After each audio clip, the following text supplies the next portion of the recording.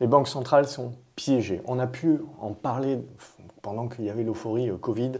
Le but, c'était justement de se projeter et de parler un petit peu de ce piège des banques centrales. Le piège des banques centrales, c'est le fait qu'on se retrouve à un moment donné de l'histoire où on a tout un tas de décisions stratégiques, notamment pour la transition énergétique, pour l'armement, pour, en gros, l'indépendance stratégique d'un certain nombre de pays qui se posent. Et pour cela, il faut un investissement dans les infrastructures, investissement donc dans tous ces thèmes. Et d'un autre côté, il n'y a pas d'argent. Il n'y a pas d'argent puisque on part de dizaines d'années de déficit, dans le cas de la France, on parle de surendettement. Et c'est bien pour ça qu'on avait dit que pendant que les banques centrales voulaient combattre l'inflation, elles ne pouvaient combattre l'inflation, si vous voulez, à la manière de Volcker, c'est-à-dire où on monte les taux d'intérêt au-dessus de l'inflation même. On ne pouvait pas le faire, puisque à l'époque, on pouvait le faire, puisqu'on était encore sur des endettements étatiques à 50-60%. Aujourd'hui, on est au-delà des 100% du PIB. Donc on est tout de suite limité vis-à-vis de ce que peuvent faire les banques centrales. Bien entendu, on ne va pas vous le dire, et il y a une différence entre ce que les banques centrales, le discours des banques centrales et ce qu'elles savent qu'elles peuvent faire. Et à contrario, c'est la même chose si vous voulez. Elles ne peuvent pas non plus baisser drastiquement les taux si jamais on va vers une récession, puisqu'elles ne feraient que renforcer finalement le cycle dans lequel on est d'inflation. Et il faut partir du principe, si vous voulez, qu'on vient de 15 années de sous-investissement dans les matières premières fossiles, merci à l'ESG. Alors la transition énergétique, c'est très bien, mais avant d'arriver, si vous voulez, à une énergie verte, vous êtes obligé de consommer plus d'énergie noire ou grise, c'est selon la définition de chacun, afin de pousser justement et d'accélérer les choses. Et tout ça, ça demande énormément d'argent. Et comme on a sous-investi les énergies fossiles pendant une quinzaine d'années, eh on se retrouve forcément avec à un moment donné un déficit d'offres par rapport à la demande. Alors d'un certain côté, on peut justement vouloir réduire cette demande en essayant d'arriver vers une récession douce, mais c'est là où on joue un jeu d'équilibriste, évidemment, puisque d'un côté, on sait très bien que les taux ne peuvent pas continuer de monter pour combattre l'inflation si celle-ci venait à se relancer, et d'un autre côté, vous ne pouvez pas non plus aller dans une récession dure, puisque on est dans des pays qui sont endettés. Donc à partir de ce moment-là, si vous voulez, quand vous avez un besoin, et j'avais fait le rapprochement avec la Seconde Guerre mondiale. La Seconde Guerre mondiale, on était à la sortie de la Seconde Guerre mondiale, c'est exactement la même chose. Si vous voulez, vous avez les pays occidentaux et notamment les pays européens qui sont complètement détruits. Donc il faut investir massivement pour reconstruire, mais il n'y a pas d'argent. On est surendetté par les dépenses de la guerre précédente, et donc il n'y a pas d'argent. Donc vous êtes obligé, si vous voulez, de pousser vers du taux réel négatif. Taux réel négatif, si vous voulez, c'est que même si vous avez de l'inflation, vous devez avoir des taux, si vous voulez, qui sont drastiquement plus bas. Évidemment, le risque avec cela, c'est que vous impactez votre monnaie. Et alors là, on va ressortir un graphique qui va faire plaisir un petit peu à tous ceux qui sont pro, on va dire, or, pro, argent. C'est le fait que depuis Bretton Woods, etc., on a eu un cycle en fait, de désinvestissement sur l'or de la majorité des États.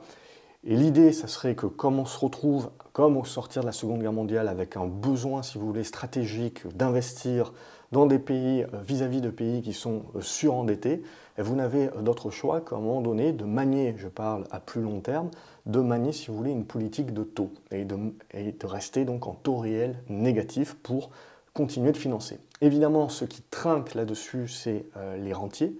Ce qui trinque là-dessus, c'est la monnaie. Et pour se protéger de cela, les États, comme tout un tas d'institutions, seront certainement poussés vers acheter de l'or pour compenser. Parce que si on part trop vite vers une dévaluation et que vous perdez finalement la main, vous risquez l'hyperinflation. Et donc il y a toute une différence et tout un jeu d'équilibre, si vous voulez, entre avoir une inflation qui est suffisante pour rester en taux réel négatif, suffisamment fort pour pouvoir pousser l'investissement, mais sans jamais avoir une inflation qui est hors de contrôle, en hyperinflation, comme sur de la Turquie, comme sur du Liban, etc., comme sur de l'Argentine, puisque là, vous perdez complètement la main, si vous voulez, et vous êtes dans une destruction de valeur et la monnaie sera fortement détruite. Et vous ne pouvez pas vous permettre de détruire votre monnaie non plus, puisque ça aussi, c'est une force stratégique qu'il faut maintenir. Donc en fait, il faut jouer un jeu assez fin, si vous voulez, de rester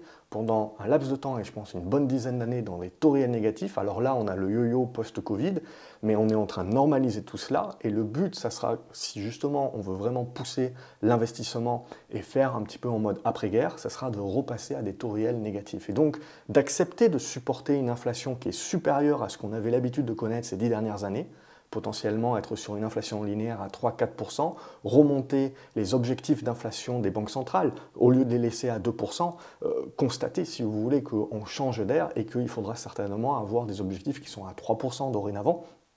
Et d'un autre côté, continuer de cette manière-là, si vous voulez, avec des taux qui seraient maintenus historiquement bas, mais plus hauts que ce qu'on a connu, de rester dans des taux réels négatifs.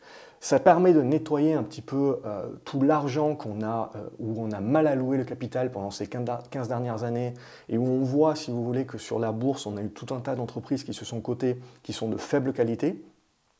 La raison pour laquelle on le voit, c'est que les sociétés qui sont de bonne qualité et qui rentrent, si vous voulez, dans le panier avec, on va dire, grâce ou à cause, peu importe, des ETF, vous avez un petit peu tout qui est sabré en même temps, sans trop de discernement, ce qui fait que ça fait, alors, les valeurs qui sont survalorisées ou les valeurs qui ne sont pas de bonne qualité, tant pis pour elles, mais les valeurs de bonne qualité se font sabrer de la même manière, et ce qui est intéressant du coup, c'est qu'on voit tout ce qui est famille, tout ce qui est private equity, qui n'hésite pas du coup à racheter justement ces sociétés-là en bourse, et donc on a la cote un petit peu qui se fait dépouiller de ses meilleurs dossiers à bas prix, puisque ce marché a tellement été surconcentré, si vous voulez, dans des stratégies ETF, des stratégies de long terme, qu'on se retrouve aujourd'hui à avoir des sociétés de bonne qualité qui cotent misère, parce qu'elles ont la malchance, si vous voulez, d'être illiquides et donc de n'intéresser personne, ou de ne pas être vues par un panier d'ETF, parce que leur capitalisation est trop petite, ou au contraire d'être vues par ce panier-là, mais de représenter un pourcentage qui est tellement faible qu'il n'y a pas de flux. Bref, ça intéresse personne et du coup, il n'y a pas de revalorisation de ces titres-là. Alors ça viendra, je pense, mais ce que l'on voit, c'est qu'on a tout ce qui est private equity et famille qui n'hésitent pas du coup à proposer des hausses. J'avais déjà fait une vidéo là-dessus il y a quelques mois, de 30-40% si vous voulez, pour des EPA et pour sortir ces titres-là de la cote, et ce qui feront qu'ils auront un gain de valorisation et de valeur bien plus conséquent à l'avenir. Donc on en est là aujourd'hui. Pour moi, on est dans ce piège des banques centrales et on est dans cette idée de se dire, si on rentre justement dans cette approche, dans cette stratégie type Seconde Guerre mondiale, où il nous faut des intérêts négatifs, des intérêts réels, on parle, donc des intérêts réels négatifs, pour pouvoir supporter nos investissements, même en étant dans un monde surendetté, et pour moi on revient à l'exemple même du Japon aussi, et on reparlera du Japon certainement ces prochaines années. Il y a aussi cette partie où on ne veut pas pousser trop la dévaluation des monnaies et l'hyperinflation, et donc on est obligé pour cela de compenser un petit peu, et peut-être en revenant acheter, redevenir acheteur positif net d'or. Et pour cela, on aurait donc également ce côté positif, et on le voit sur le marché, on voit les réactions un petit peu fortes qu'il y a sur le marché, les réactions volatiles qu'il y a sur le marché, et donc pour moi ça valide bien, si vous voulez, que à long terme, on est en train de construire ce type de pivot-là. N'hésitez pas à me dire ce que vous en pensez, vous, dans les commentaires. Merci d'avoir regardé jusqu'au bout, comme d'habitude, de vos messages de soutien dans les commentaires. Merci beaucoup. N'oubliez pas de liker la vidéo et je vous dis à la prochaine. Salut!